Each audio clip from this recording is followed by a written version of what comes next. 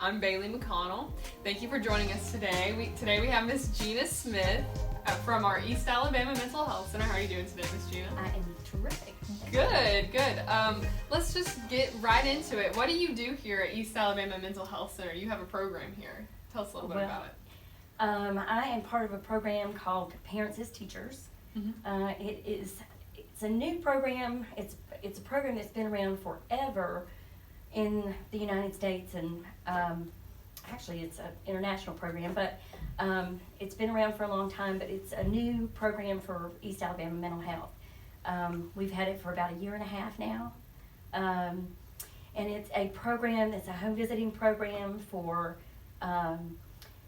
parents who have children from age 0 or even prenatal through age 5, and we work with parents from anybody who has is parenting a child of that age. It could be a foster parent, a grandparent, whomever is parenting a child of that age, and we work with them on parenting skills that are based on the development of the child. Mm-hmm. So kind of teaching them where, at each developmental stage, what are the best practices to be doing at that stage? What are some things that you can do to make sure that they are reaching the milestones that they need to reach? Mm-hmm. And if they're not, what to do about it? Or some activities you can do at home, or even referrals to other resources that could help.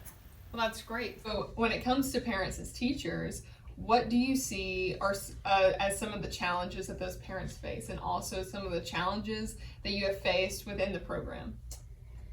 I think, first of all, as a new program, it's kind of hard to, find the right avenue to reach out to the community, to let them know that you're available, that you're mm-hmm. here. We're in Lee County as well as Russell County, and so it's just kind of hard to get the word out to parents of children of that age. It is, parents who are, sometimes people think that it's a parenting program that you don't know how to parent, and we're mm-hmm. trying to tell you that you're doing it wrong, here's the best way to be a parent. And it's really not that. It's more of, everybody who's trying to be a good parent is doing a good job. We just work on their strengths and try to promote that and work with their strengths and help them to do things that they're already doing better. Yeah. And, I tell this all the time, but I was a teacher for a long time. I didn't have children until I was 35. And when I got this curriculum, I learned that there were a lot of things that I didn't do, as an educator and as an older parent. Just things I didn't, a lot of it is intuitive, but what we do is teach about, why do you do this? Why do you sing songs? Why do you build with blocks? What's important about letting kids play with Play-Doh? Things like that. It's kind of the whys mm-hmm. Of how to do those typical things that you do with kids. That's great. So during this guidance, how long is your program? Is it usually 1 or 2 sessions, or is this something that's ongoing that could be for months or years? It kind of depends. We one of the good things about our program is it's very flexible. We don't have a rigid structure that we have to do this, and this at a certain time. So we can modify it for the family's needs, particular mm-hmm. needs. We have a set of 8 visits that we do when we start with a family, and we can do visits from once a week, once every 2 weeks, once a month. Again, it's just based on the parent or the family's needs. And those visits are pretty flexible, but that's kind of the general standard time frame that would be the minimum. Yeah. But we have families that we can, in the program, just that we know of, people stay in the program from infancy to when they start kindergarten, which is kind of the cutoff. So it can run the gamut. All the way up to 5 years or 6 years. 5 years. Yeah, it really, 5 years is sort of the cutoff, but if it's really when they start kindergarten. So mm-hmm. they're 5, before they start kindergarten, we can serve them all the way till they start kindergarten. Great. And do you have any instances where a family maybe has ended the program on their own account and realize that they want to come back and seek additional guidance? Is that possible for those parents? Sure. It's possible.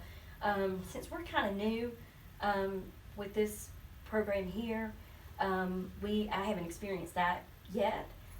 Most of the families that I've had some clients who were in for a shorter period of time for a variety of reasons, have not stayed for a long period of time.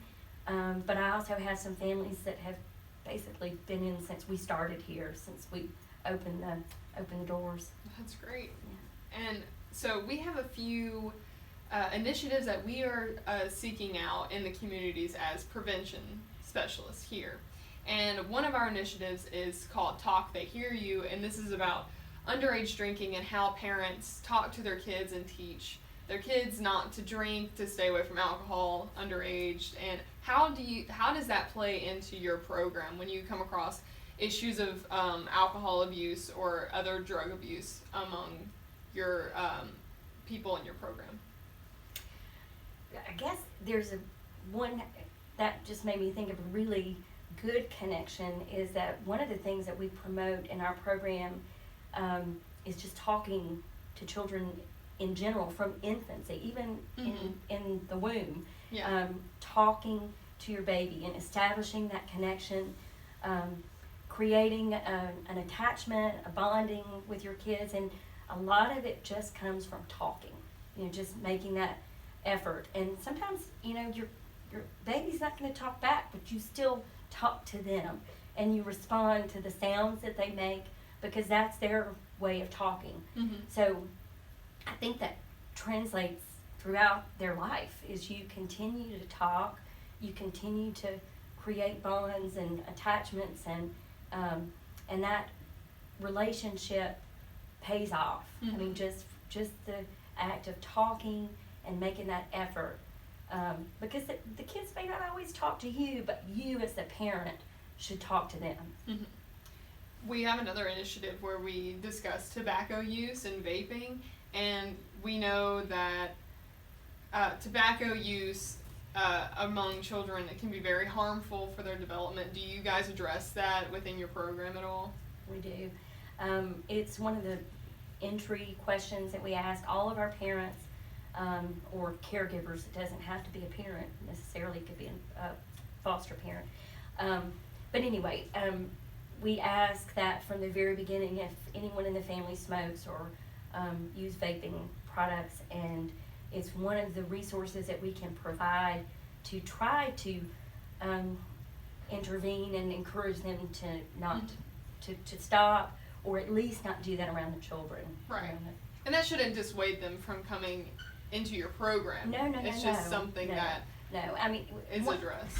Another really good thing about the program is we are not a judgmental program. We are a program that's about support. We're not like DHR. We're not coming in to say you're doing this wrong and that wrong. We are here to 100% support. Mm-hmm. So that's our goal, is to be, if they are using those types of products, our goal is to support them in becoming healthier and healthier for their children, not to turn them in or to, judge them. Mm-hmm. And so now, in today, present time, we are facing a pandemic, which has made parents as teachers all the more relevant, because we can see parents spending a lot more time with their children, even parents of children that are already in grade school. Right. What would you suggest to these parents who are spending more time with their kids than usual, and how would you address this issue of COVID-19 among your program? We are hearing from a lot of parents the stress of being stuck at home, safer at home, all those ways to describe it, Mm-hmm. because they don't have an outlet, they don't have an avenue. I have some parents who've talked about they feel like their children are suffering from not having the interaction with other kids, Mm-hmm. and adults are not having interaction with other adults. So it definitely leads to stress. solutions that we talk to them about are, just being creative. Look at ways to take care of yourself. Take turns with your family members of caring for your children so you can have a break. Mm-hmm. If you have other family members within the household that are, of age to care for your younger ones, try it out. Give yourself a break. Look to the internet for online interaction with people. The Zoom calls. I know a lot of people are having connections with people over FaceTime and things like that. Mm-hmm. So really try to be creative and find ways to interact outside that bubble that you feel trapped in. So have you seen an increase in parents coming to you during this time, or a decrease during this time of COVID-19? We're having a decrease in enrollments, but I don't think it's related to COVID-19 in that we can't get out and talk to people. We can't get out and go to the agencies and things that we normally go to meet people and promote our program. So it's more related to that. I think it's not that people aren't having problems and things that they would like to have addressed and talk to someone about. It's just that we don't have the ability to connect with them right now. Yeah. So just not being able to get out into the community right now is really hindering that. Yeah. So for parents to get enrolled into your program, do they have to be referred, or can they reach out if they just are seeking guidance? We have virtually any way that parents come to us, they can be enrolled. Everything that we do is completely free. We visit, our time is free, the resources we provide, we have access to right now we have free booster seats that children who are enrolled in the program, if they're a certain age and weight, can qualify for these booster seats. We have a safe sleep program that we have access to some products. So anything like that we give to people through the program is free. Sometimes agencies refer them. Sometimes people just hear about us and reach out over, the email or Facebook or whatever. And so it's just any way people are interested, they can call us and be enrolled. So what is that number? So we're going to flash it up on the screen. So okay. Anybody that wants, this sounds like something they would be interested in. Yeah. How can they reach you? The center's phone number is 334-742-2112. Mm-hmm. And then our Facebook page is Parents as Teachers, a program of East Alabama Mental Health. Mm-hmm. On Facebook. And you said that they can email you as well. Where can they email? parentsAsteachers@EAMHC.org. Okay, great. And thank you so much for coming on the show. I think you gave our audience some great information. And thank you guys for tuning in. Catch us next time.